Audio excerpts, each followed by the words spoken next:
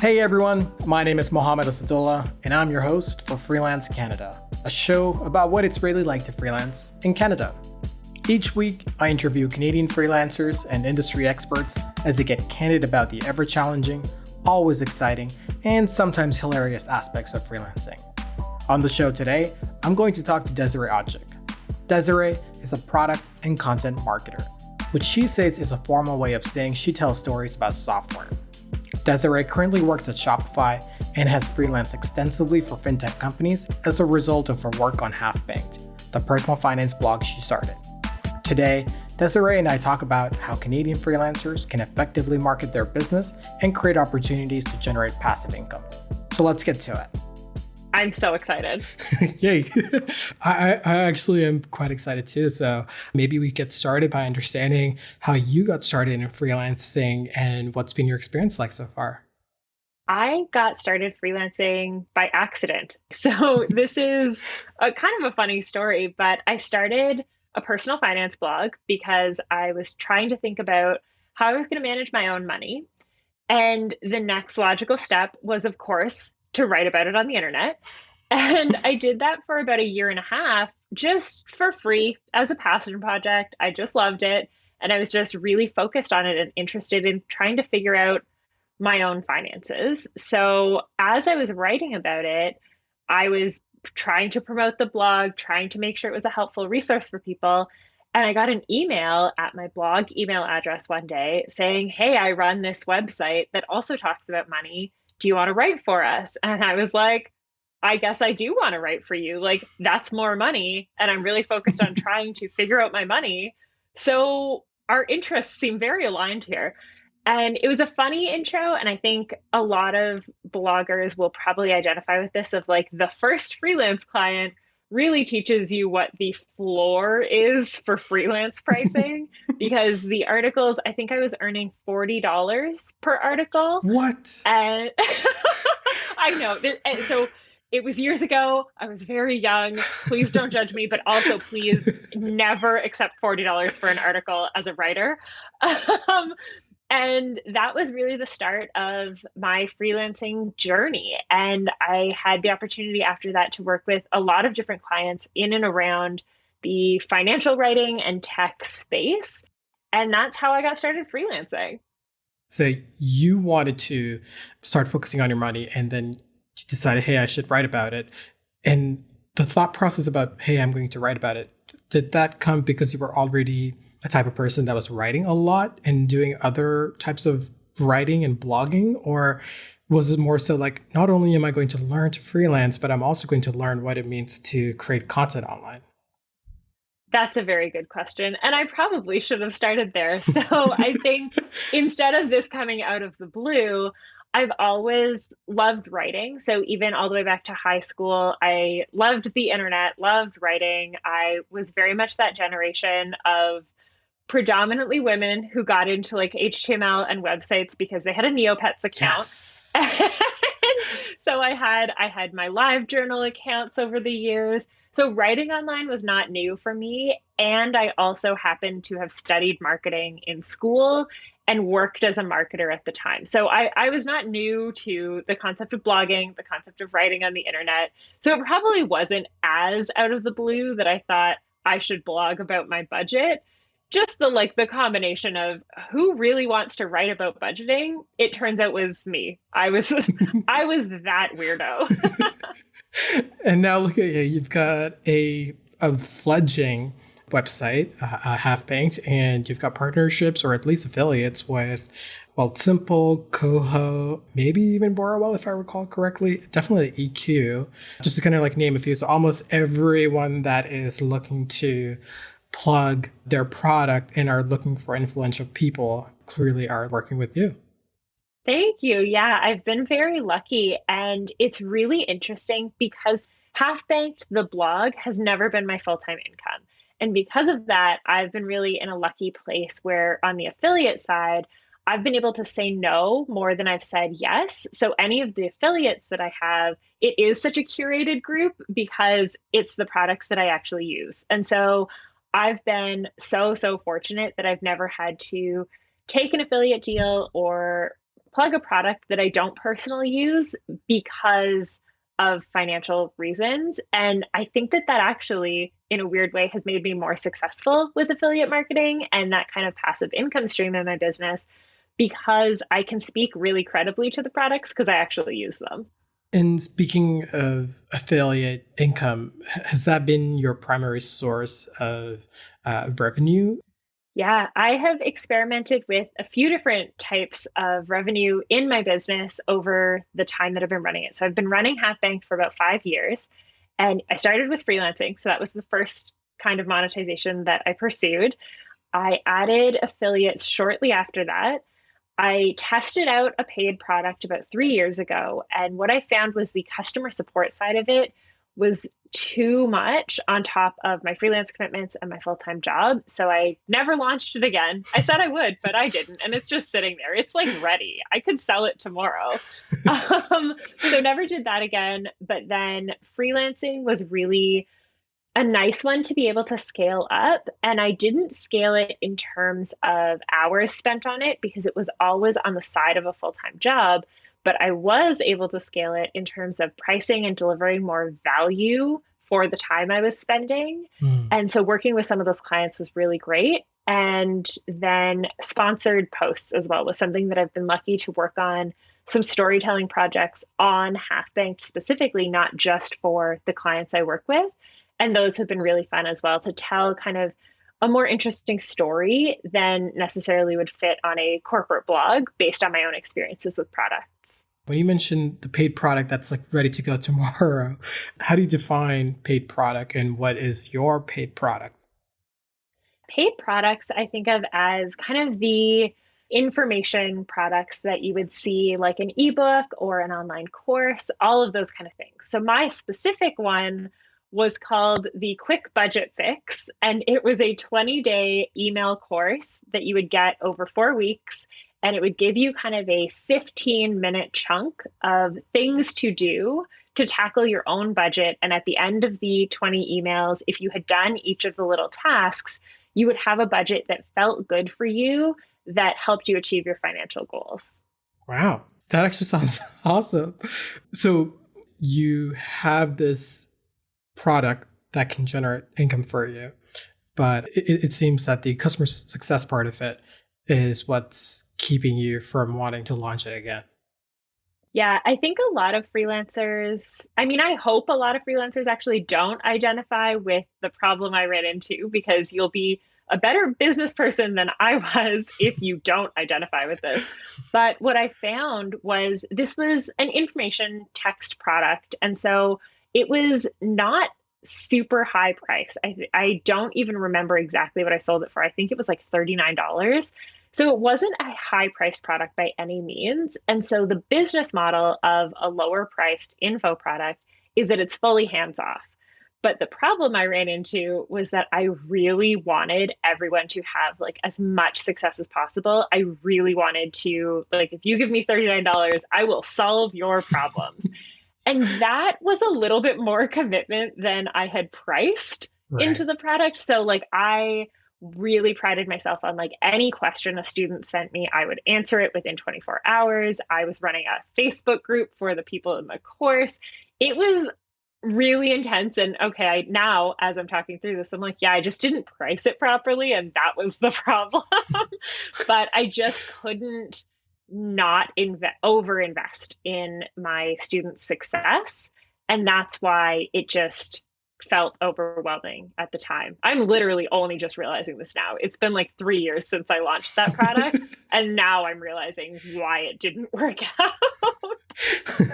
Maybe we'll, change the name of the podcast to like financial therapy or something of that sort. A lot of the times when freelancers get started, it's like, hey, this is my rate that I figured out, and this is me just going and working, and the more hours I work, the more I'll get paid. Okay, like a year has gone by, and now I'll increase my rates or whatever it is, and then just maybe I'll find a client on a retainer or something of that sort, and typically just focus on that freelancing part. For you, the idea about creating a paid product, creating an affiliate program, building out additional revenue streams, like how did that come about? I was really lucky in a way that I had a full-time job. And at the time when I was like trying to take interviews for articles from my car outside of my job in the parking lot, I didn't necessarily feel that way. But what it always gave me was a really hard stop on the number of hours I could work. And so I always had to be cognizant that at most I had evenings and weekends. And so I always had such a hard limit that I had to think outside the box in terms of if I ever want to do this full time, I have to scale my income to a point where it is sustainable with just the time I have available. And I can't do that by just selling more hours. And so I either had to raise prices on my hours or create more scalable forms of revenue that were not selling my time. And I kind of did both. And I had to do both because the clients I was working with at the time, the clients who were kind of my regular sources of revenue, only paid so much. Mhm. And I also had found those clients because I had this content-based business in Half Banked where I was still writing about my own personal finances. So I really had this always kind of balanced business between the two. And in the days when I thought I wanted to do this full time, I knew for my own personal risk tolerance, I needed the business, whichever arm of it was contributing more, didn't really matter, but I needed those arms of my business to be able to support me paying my bills. And I needed that within the confines of the hours that I had at the time. I like that a lot because a lot of times I think most of us just think it's like either I work more hours to get paid or I work less hours and I don't get paid as much rather than recognizing that maybe there's opportunities for them to say, hey, maybe I can work less hours or maybe even the same hours, but increase my rates and increase my revenue streams and increase other cash flow opportunities for themselves. So did you identify that affiliate and paid products is the way to go, or were there other passive revenue generating income that you identified but narrowed down to these two? I think, and I mean, I've listed out kind of what we've already talked about. So I'm trying to run through in my mind, how did I do this strategically, or how can I assign strategy to what happened? Right. And I think the affiliates was one that a little bit happened as well. And it happened in a nice way and organically because at the time, you never realize when something's happening that things are growing. And so when I started the blog in 2015, I wasn't really aware that we were about to enter a period of massive growth of fintech companies in Canada or massive growth of the importance of robo advisors in the financial landscape. If I had, I would probably be retired by now. But I was really lucky that as the blog was growing, so were these companies. And so as they started to, in their growth trajectory, look at maybe affiliates is the right thing for us to do, many times they reached out to me or I had early conversations with them because I was already writing about it. And the Canadian financial blog landscape is, for better or worse, not as crowded as some countries. And I'm thinking about the US here of Yes. there are a lot of personal finance bloggers in the States. Yeah. There just aren't quite as many here in Canada. And so a lot of the affiliate companies that I worked with reached out fairly early because I was just one of the only people that they could work with at the time. And so it kind of worked out for both of us. So I unfortunately cannot ascribe much strategy at all to my affiliate income streams.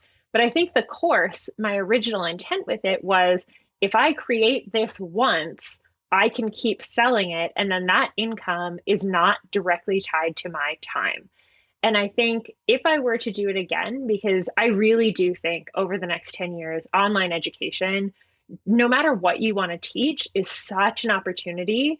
And freelancers tend to be experts in a lot of things that they do. Whatever your freelance craft is, whether you're a freelance designer or a freelance developer, or you run an agency or you're a freelance writer, there's a lot outside of the actual skill that you know, like you could be a freelance designer and be an expert at using a very niche design software. And if that software is growing rapidly and no one's selling a course on how to use it yet, that could be a really valuable thing to add to your personal business that you can sell over and over again, that isn't just selling your design hours and your craft, but just don't do what I did and plan to be like a one-on-one resource for your students, which takes up a lot of your time. Or if that's your plan, please price it in. Please charge more than $39 if you're planning on offering one-on-one support. This probably doesn't need to be said, but it would be a good strategic decision to do that. Yeah, for sure. I mean, I love that. And I think if somebody does decide to charge $39 for something that is downloadable for their audience, perhaps they can even upsell that and say, hey, like, if you still have questions, I'm available on an hourly basis for coaching or whatever it is to kind of go through at this additional cost. Or perhaps I'm coming up with another program, or I have a special Slack group that's paid only, and then you get to meet with all the other people. And rather than you being the person that has to answer all the questions, people in the Slack group just answer each other's question, and you just come and drop in every now and then to, make sure there's conversation flowing and anything that really needs attention gets looked after, but still maintaining the amount of work that you're putting in. 100%. And I've seen so many amazing freelancers do things like this in their business. I recently took a really great $39 webinar where, the guy obviously prepared slides for it and was live on the call. So if you showed up live, he was there. You got 2 hours of his time interacting with him delivering the presentation. But then the real business play was just a validation for how many people care about this problem. And now he's planning to launch a more focused mastermind where he actually does work with people in small groups to see them through actually coaching them on starting the project that he was talking about in the webinar. And so that is, of course, a much higher priced option and a much more sustainable business model for sure. So yeah, I'm all in on the value of like anything under $100 should not come with, your time attached to it, especially when as a freelancer, your time is typically how you would start to monetize. But those kind of products where it's a quick win, you can deliver real value because you know so much about your field, but you can just test to see if people are willing to pay for that solution, test to see what your audience actually wants, and do it quickly with a small product under $100. I think that is something that anyone who has even a small audience focused on what they're doing should be testing. 100% agree. I really, really like that. I think this is also a good time to preface that just because we all dream about passive income and just having it there and sitting at a beach somewhere, I think there are still some misconception that passive income means you're not doing anything. And you've talked about it before where you created this product and then you realized that there was a lot more customer support. And one thing we didn't even get into is just that just to put together that product does take time itself as well too. So what other misconceptions you've come across that has to do with having these additional streams of revenue? One of the biggest things that I think a lot of freelancers would also have to take into account of how not passive these kind of products can be is that the product that you could teach and teach well, or the product you could write about or create because you know it so well, is because you've invested so much of your time in becoming an expert at what you do. And so that is also not something that people can just pull out of thin air. You've invested time in your craft, in your skills. And so if quickly you could write those down and monetize it, it's still not passive because you spent a lot of time being able to do that quickly and get the knowledge that you're putting into your educational product or your info product or whatever you're going to sell. There's also investment there. And so I think the other thing with the passive side of it is the marketing. And this is something that info products won't just sell themselves, but it's an interesting one as a freelancer because you already do have a reputation. your audience might be small. It might be just kind of in a very niche community that you serve. Maybe you work primarily with marketing managers in software as a service businesses in Toronto.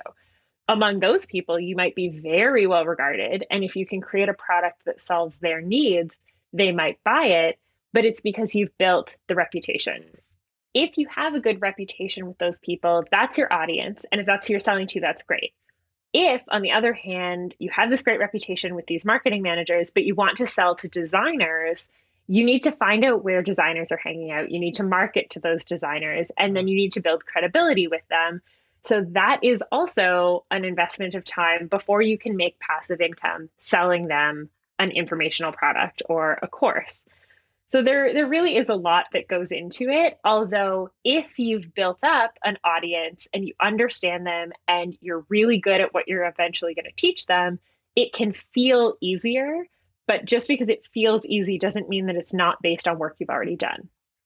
I think this is a very good segue to essentially understand marketing a little bit better. Because for most freelancers, or most people thinking about freelancing at least, it's that, hey, I'm going to start freelancing because I have this experience and I'm going to go ahead and do it, only to then realize that actually you have to essentially build a business from scratch practically, and you have to either have a network to then be able to drive sales, or at least reasonable marketing experience to then be able to position and market and grow your business in that manner. So given that you've been talking about how even from a product standpoint, you have to go about marketing the product, I'm curious to understand how you went about marketing your business.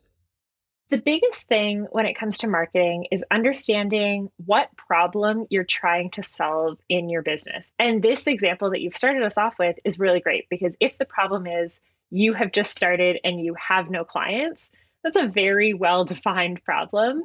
And you would look at your marketing as any efforts to get in front of people who want to hire you and are able to hire you. And so maybe, again, let's keep the example of marketing managers in software as a service businesses in Toronto. Let's say you have services that they need. Start looking at what networking events they go to, follow them on Twitter, connect with them, ask your network if they know anyone who is in this role, and ask if they can make an intro, ask if you can have informational interviews with them. Start to research that audience of people, understand what their needs are, and understand how you can, number one, reach them, and number two, offer services that fill a need for them. And that's realistically a lot of business strategy as well as marketing. But that business strategy is going to guide you down the funnel towards like the tactic that is going to work. So a lot of times we start with, okay, I need to be marketing. So here's a list of tactics I'm going to do. I'm going to run a Facebook ad. I'm going to start an email list. I'm going to start a blog. I'm going to start all these things. But before you do any of those things, you have to understand what problem you're trying to solve, who your audience is, and what you offer them. And from there, if you have that core understanding, it'll be a lot easier to figure out where to invest your time in marketing and how your marketing efforts are actually going to help you close a client. I think that alone is a very nice breakdown of how freelancers should be thinking about marketing, because I loved how you incorporated the business and the overall planning and then getting to the tactics at the end. You know, here's a plan that I've put together, and here's how I'm going to do my business. And typically we've seen this happen quite a lot, where people put together this really long business plan and then they start their business and none of it applies. So with that same mentality, what hurdles have you run into as you've marketed your business? I think the biggest hurdle is starting. It's getting your feet wet with that first project. And for me, I mean, obviously, my investment in marketing was the money I left on the table writing for $40 an article for a year. And I took on other clients during that year using the fact that I understood freelancing and I understood that, okay, well, I'm already spending time on these $40 an hour projects. So next one, I'm going to charge $100 an hour because I need to, because I only have so many hours that I can sell.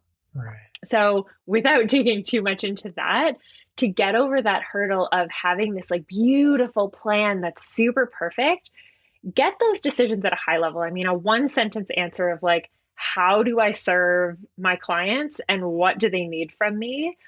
And start testing that. Reach out to people and see if they're willing to pay for it. And it's a lot harder to test a freelance service. But I think even in every freelance project, and I can only speak to my experiences, I don't know if this is true for everyone, but every project I've done has taught me something that has left me better prepared for the next one, whether that's understanding that I could ask for more money or showing me a better process or running into a tricky issue that I know I'm going to avoid on the next project. And so testing and iterating is, I think, the best way to quickly figure out if your plan is going to work and how you can make it better. Has there been a time when you've told someone that maybe it's not in their interest to market their business and maybe a sales oriented approach might be better? Definitely. I think that a lot of us think we have to be doing all the marketing all the time. But that comes back to what problems are you trying to solve with marketing? If you're stressed out because you don't have time to be on Instagram stories and TikTok and Twitter and running your newsletter and doing a website because, doing all those things is marketing, don't you know? And like, I have to do the marketing. But at the same time, you are drowning in client work, you're getting referrals, you're getting all of those things. The problem is not that you need to market more. And so if you are in that place where, let's say, you've got a wait list of clients, your problem is that you probably need to raise your prices. And so maybe marketing could help you raise your prices. Maybe a quick update of your website could make you either feel more confident or be better able to justify charging a higher price when new client projects come in. But your problem is no longer, I need to get clients. And so just really always coming back to like, what problem am I solving? And if it's not a marketing problem, maybe you don't need marketing to solve it.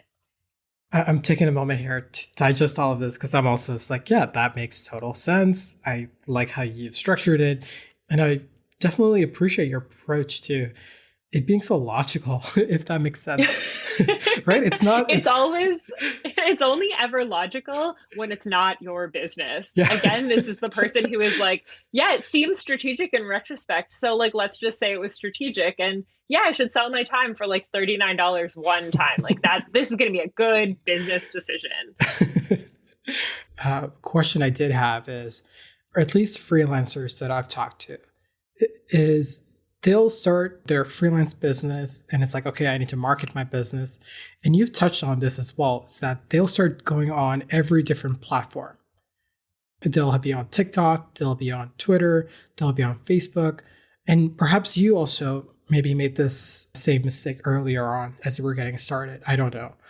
I'm curious to learn if there's been optimum theory that you've now come to say that, hey, like I've noticed these trends and these are sort of like the strategic or the tactical or hacks even in terms of how people can grow or accelerate their marketing efforts. My journey is an interesting one to learn from because I could easily say the most valuable part of my marketing was running my own website. But I think it's valuable because of the freelance clients and the type of freelance work that I did. And so I was freelancing as a financial writer. My website showcases my work, financial writing. And so it was a very natural fit. And I actually did maintain a lot of social media profiles because driving traffic to my website got me an audience for my financial writing, which made me more valuable as a financial writer.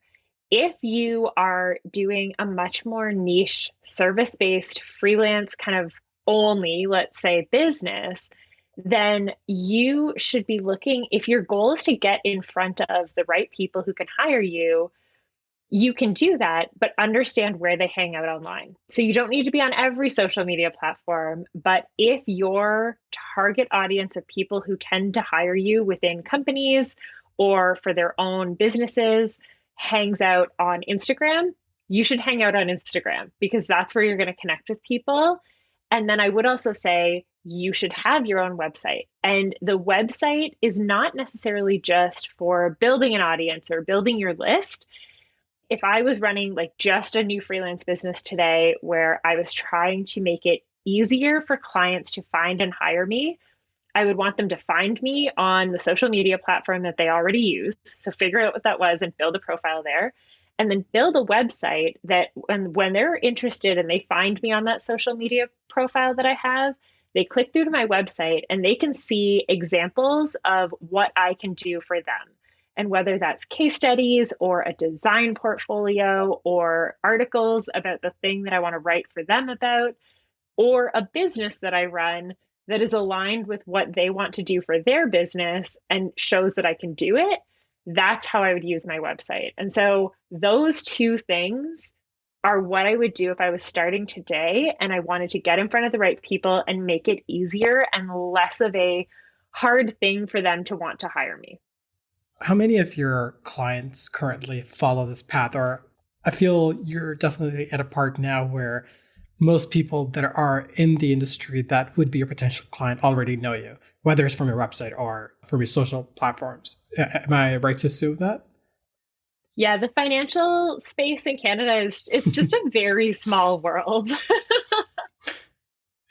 What advice do you have for Canadian freelancers who are looking to, start their business, or maybe they have started their business, but they've recognized that perhaps they haven't been giving their business as much of a marketing push as they could, or they've been just pricing themselves out and looking to create more passive income opportunities? I'm going to tackle this in three parts because I think you've asked three really good questions there. There's what should you do if you're just starting out? There's what should you do if you need to raise your prices? And there's what should you do if you're looking at passive income? And so if you're just starting out, be scrappy, try to get your first client as quickly as you can and learn from that project. And to do that, figure out who is actually hiring you, what value you provide for them, and where they're hanging out. And just like go to those places. And whether that's when in-person networking comes back, whether that's Twitter, wherever it is, just be there, be ready to sell to them, get that first client is what I would do first. If I had to raise my prices, I would probably invest in making sure that my value is obvious before someone reached out to me. So even if it's a referral, even if it's someone found you on Twitter, when they go to your website or they try to dig a little bit deeper into, should I actually work with this person? It's a lot easier to get a yes to a higher price if by the time they reach you, they already know you can do what they need to hire you for. And so as a financial writer, for me, if someone's read my website and they're like, I want exactly the kind of writing that you already do, and they have money to pay for that, it's a no-brainer for them once they've reached out to me to say like a yes or a no but to a premium price, quite frankly, which I now charge for my financial writing. Right. And then the last thing is if you're thinking about adding passive income, think about what unique value you can deliver and how people are going to find it. If you can sell even like, let's get out of this like sub $100 price point. If you can sell a $500 course that teaches a skill to the clients you already have that they can then self-serve, it frees you up to not offer that kind of like lower tier service anymore, charge more for your premium consulting on top of it, and empower your clients to be better at what they do. That's a great win. And maybe that's how you look at passive income. Maybe it's something a little bit lighter weight. There's a tool you really love and they have an affiliate program. Sign up so that anyone who's already taking your recommendation because you're a very credible user of that tool and have written about it a few times, monetize the links that are already there. That's a much lighter weight way to start than a $500 course. So maybe flip those around and try the links first. I think the one thing that I've noticed recently, at least, is freelancers that are creating products for other freelancers where they are further ahead. So let's say somebody is a developer and they are further ahead in their freelancing career, but they recognize that there are now other developer that are coming into the mix and they're looking to kind of figure out how to get started. So I've noticed that you'll have freelancers that'll create some sort of templates, create some sort of packages, and then market those to new freelancers that are coming into the market and essentially sell to them. So it's not just, limited to potential business customers or corporate customers or whoever, but also to the freelance community itself that can buy from you. 100%. I think it's super interesting as well. And I've seen a lot of that, a lot of freelancers teaching smaller parts of their skill set so that maybe freelancers who are less experienced will learn from them. But I think the biggest thing that I take away from that, like in your example of a developer who freelances teaching how to freelance to other developers, is that you should never limit yourself to just the craft that you sell as part of your freelancing, because you know a lot more than that. If you're a freelancer, you're running a business where what you sell happens to be your skills. But as part of that, you're learning how to run a business that is very specific to what you do. You're learning a lot about the companies that you work with and the industry dynamics that you work within. Right. You're learning a lot about the tools that you work with and how you've set them up to work best for your business. You're learning a lot about how to manage your time and how to manage your energy and your attention. You've learned how to figure out your accounting and do all of your taxes, and you've learned a lot. And so just don't ever limit yourself to the opportunities that are just within your specific skill set, because your skill set is a lot bigger than you think it is. I love that. And I think this is also a good place for us to wrap up. And where can people find out more about you and your work online? Thank you so much for having me. First of all, this was a delight. But I will take that plug opportunity and tell you that the personal finance blog that I have been talking about this whole time is halfbanked.com. And you can also find me on my personal website, which is Desirae, DESIRAE.ca, which, yes, is a flex that I have it. I'm very proud of that domain. Since our interview in mid-July, Half-Banked was acquired by Wise Publishing. While the financial details about the sale aren't publicly available, Desirae did mention that this is another way to monetize your work. Well, that's our show for today. If you like Freelance Canada, then be sure to subscribe to our newsletter by visiting freelancecanada.fm. You'll get access to all of my personal notes, as well as book recommendations about the topic discussed in the episode. Now, you will not find any of this on our website, so be sure to subscribe if you don't want to miss out. As with most podcasts, you can listen to every episode through Apple Podcasts or wherever you get your podcasts. It would mean a lot if you could leave us a 5-star review. It would mean even more if you shared a podcast with another freelancer so it can help them in their freelance journey too. Finally, if you're tired of leaving money on the table because you don't know which of your expenses you can write off, then sign up for Benji. You can start your 90-day free trial by visiting betterwithbenji.com, because freelance life is better with Benji. Thanks for listening.